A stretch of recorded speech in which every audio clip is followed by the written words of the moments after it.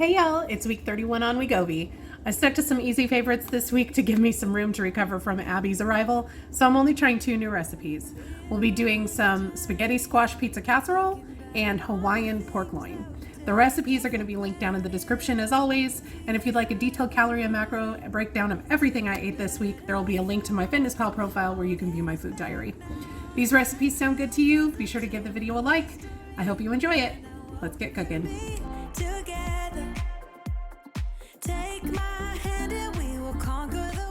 All right, we is gonna butcher this spaghetti squash. So if you've never cut a spaghetti squash before, they are a bear to get into. This is a butcher knife. You're gonna want to cut them lengthwise, and you can't be shy with a spaghetti squash because they are a pain in the butt. So this, if you can see, this knife has a very thick spine, so you can do this. This is my meat tenderizer. You can literally do that because these suckers are hard as heck to get into. They're like, no, we don't want to be eaten. You can cut the edges off to make it a more like stable thing, because that's the other problem, is that they rock around a lot while you're cutting them. You know, a lot of people like to go in like this. It's just whatever you need to do to get this thing open. They are a pain. Man. Okay. I'm gonna go the other way. Sorry, I know it's hard for you to see what I'm doing, but there we go. So you can see it start to split open. But I'm gonna just keep maneuvering until I can get all the way down. There we go. And once you get to the bottom, you can give it a couple whacks. Trying to get through that stem. I'm probably not helping make this seem not as intimidating. Now that I'm this far, I'm gonna get my knife out. I'm literally just gonna rip it apart. There we go. Okay, so now we've got all these seeds and everything. If you've never had a spaghetti squash before, I don't know if you can see how this is kind of starting to come apart here. So this has a bunch of little cells in it, and when this steams, all those little cells come apart and it strings apart kind of like pasta, like spaghetti. That's why it's called spaghetti squash. So we need to get all these, you know, the seeds and the ribs and things out. So just gonna use a spoon. Some people wait and do this until after it's cooked, but the problem is that those little strands get so tender that you'll start losing some of the flesh that you want to eat. So once I get this out, you'll be able to see the separation a little better. But my oven just finished preheating to 375. We're just gonna dump all of that out. So now that I've gotten that out there, you can see kind of the separation there with these. So all of those are gonna be little individual strands once they're cooked. Let me get the rest of these seeds and ribs out of this other half and I'll be right back. All right, so if you don't get every little thing out, it's fine. This stuff is all edible. It's just a texture thing. So they're saying to brush it with like a teaspoon of oil. I think that's unnecessary. I'm just gonna use a little bit of avocado oil spray. And that's enough. And then we're just gonna sprinkle it with some salt and pepper for seasoning. It's gonna get seasoned more later, so I'm not super worried about it, but I don't even know that I would normally pepper it, but the directions told me to, so that's what I did. Okay, so we're gonna put these cut side down on this tray, and I'm gonna cook them at 375 for about 40 minutes. All right, we're gonna get started on this spaghetti squash pizza casserole thing. I already prepped my spaghetti squash. I have some Italian seasoning, some minced garlic. I'm doing dried minced onion because I'm feeling lazy. Some mozzarella cheese, marinara sauce, some turkey pepperoni, and some ground beef. Let's throw this together. All right, just gonna put a teeny bit of oil spray in the pan instead of the whole bunch of oil they're telling me to put in there. And it says a tablespoon of garlic, which is about 3 cloves.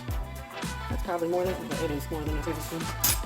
Probably like 1.5 to 2 tablespoons, but I like garlic, so. And then we will sprinkle in, sure. And I'll just swirl that around for a little bit.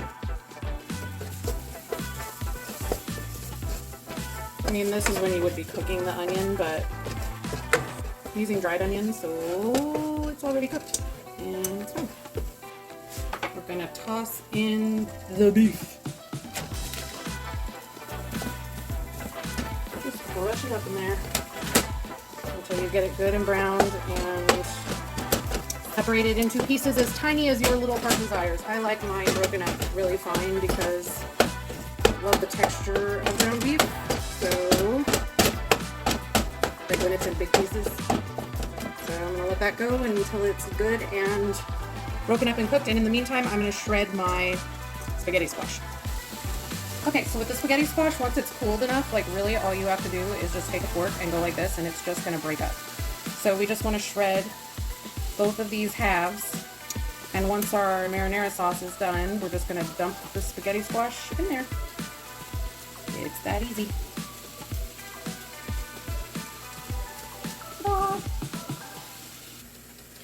Alright, so let's season this ground beef. Normally I would have done that already, but I wasn't thinking. Okay, so we're gonna do some salt and some pep.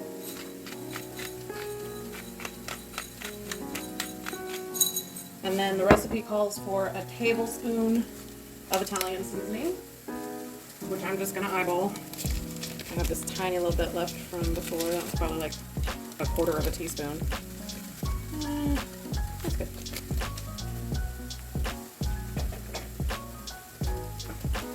Stir that up. I'm gonna also add a little crushed red pepper flake just because I like the spice. This is for my lunches. Richard would never eat this in a million years because of the spaghetti squash.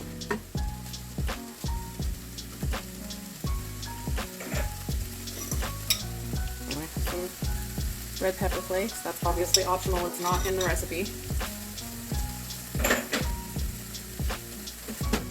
But me like it spicy. And then we're going to pour in about 2 cups of marinara sauce. You can use homemade. I'm just using a jarred one.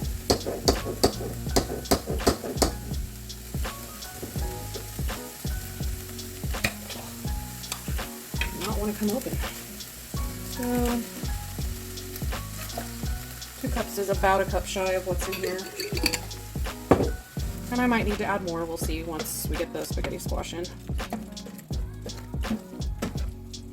We're just gonna let this kind of come to a simmer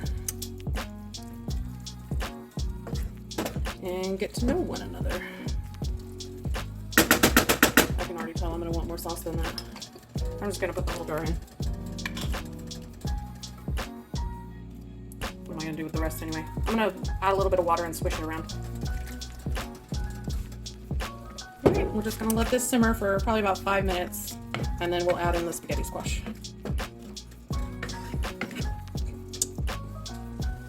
Alright, I put the lid on and just let it kind of go for a little while. And now, let's toss in our spaghetti squash.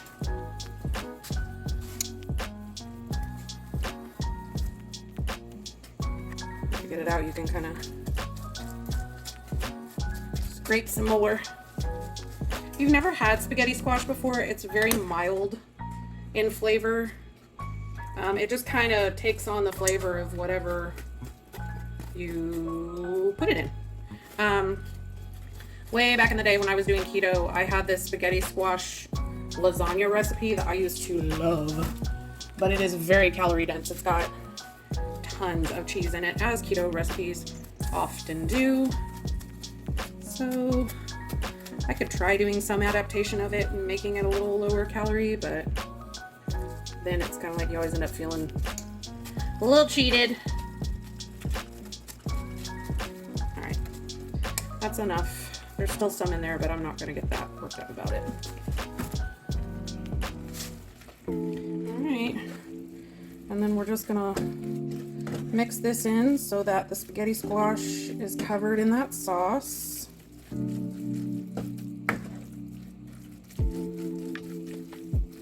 And I mean, really, you could stop right here and just eat this like spaghetti and meat sauce. But why would you when you could cover it in cheese and pepperoni? Alright, I'm gonna add this mixture to a 9x15. Oh, I was supposed to spray that with nonstick. I'm not really concerned. I don't really see the point of adding more oil to this, to be perfectly honest with you. Okay. Okay, and we're gonna spread this out. And then,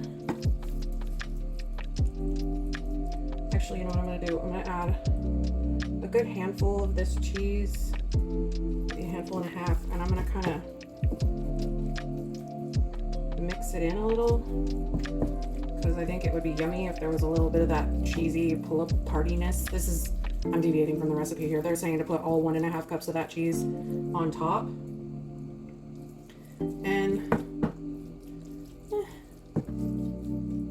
cheese doesn't, I mean, cheese gets pull apart on top, but it stays pull apart on the inside. Okay, so there's the top. We're gonna cover this with cheese.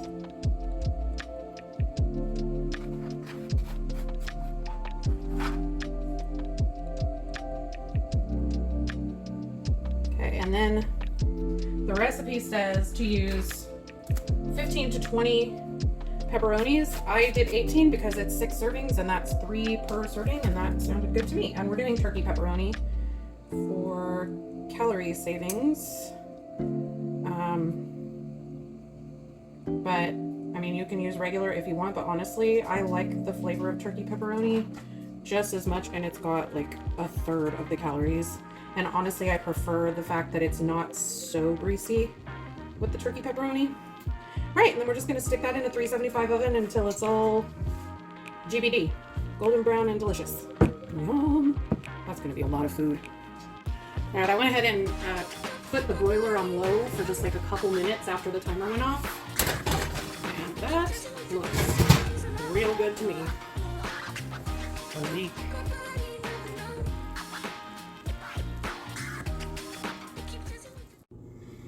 Okay, let's try this spaghetti squash. It's a little warm. I don't know if you can tell.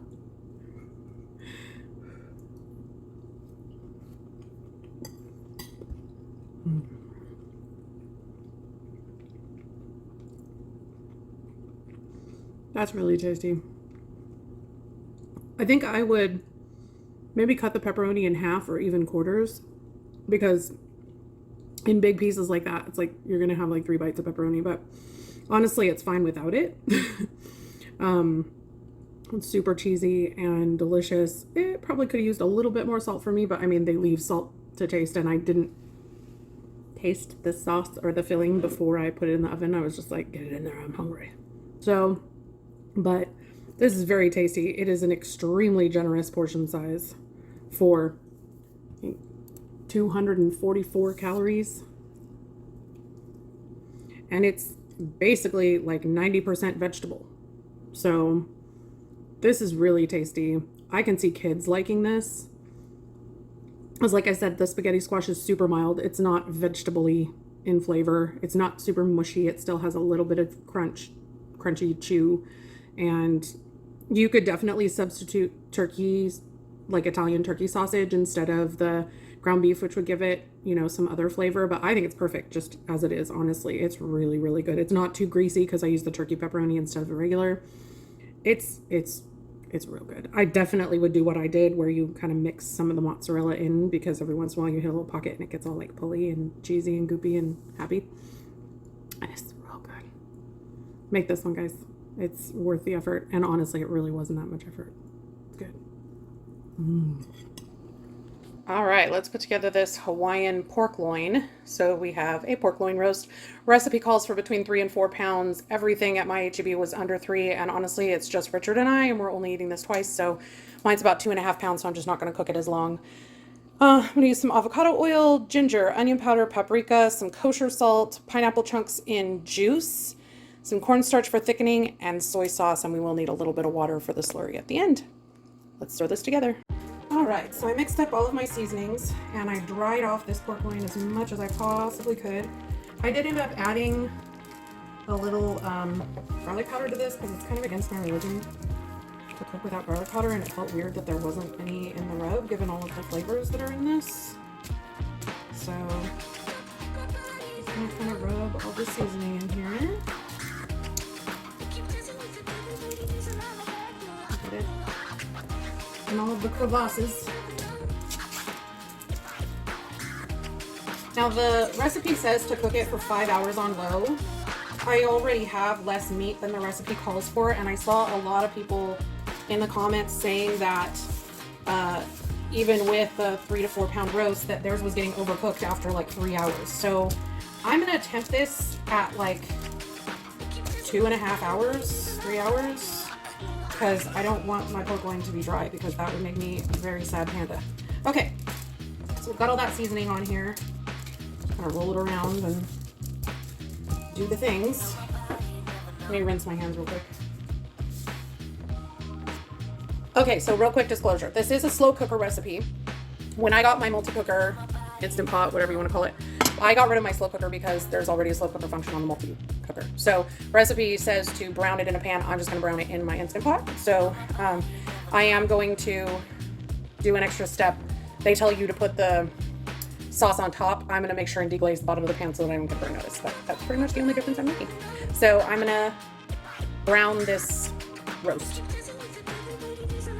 Okay, so I think the recipe has you using like a tablespoon of oil or something, which I find unnecessary. Just going to spray a little in there. And we're going to start fat side down for about 3 to 4 minutes per side.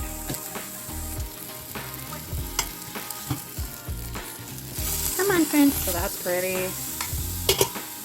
Another 3 to 4 minutes. All right, we're gonna take this out.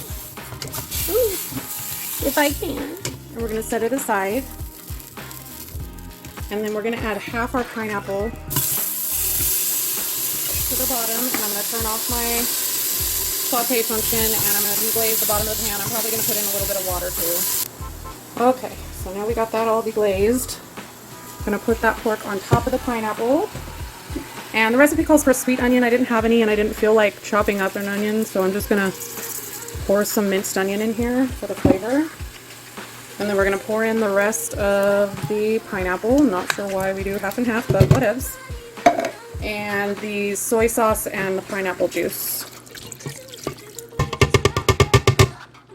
And then we're gonna put that on low. Like I said, I'm gonna check on it in about 2.5 hours just to temp it and see if it's done.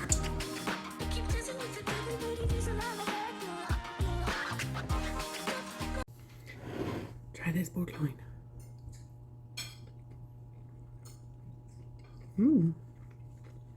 So I checked it at 2.5 hours and it was already overdone. So if you have a 3 to 4 pound roast, I would definitely check it at like 2.5 hours, definitely not more than 3, because I did it on low and it was already in like the 180s or something. Now, granted, mine was a little smaller than 3 pounds, but still, like, the recipe calls to cook it for 5 hours. So really good flavor. I did, after I prepared it according to the directions, and then I tasted it. It was really salty. I didn't use low sodium soy sauce, but it was very one note in flavor, so it just tasted like salt. So I added a couple tablespoons of brown sugar, and then I also added a couple forkfuls of garlic. I know I told you guys, at least I think I told you guys, I added some garlic powder into the seasoning mix, but I would also add garlic to this sauce before you start cooking it, because that really helped a lot too. But it's really very tasty. I like it a lot. You should make it. All right, guys, that's it for this week. If you enjoyed the video, please give it a like and let me know down in the comments which recipe you're planning to try. I post cooking and weight loss results videos almost every week, so be sure to subscribe and hit the notification bell to see how much weight I lost eating these delicious recipes. Thanks for watching, and I'll see you in the next one.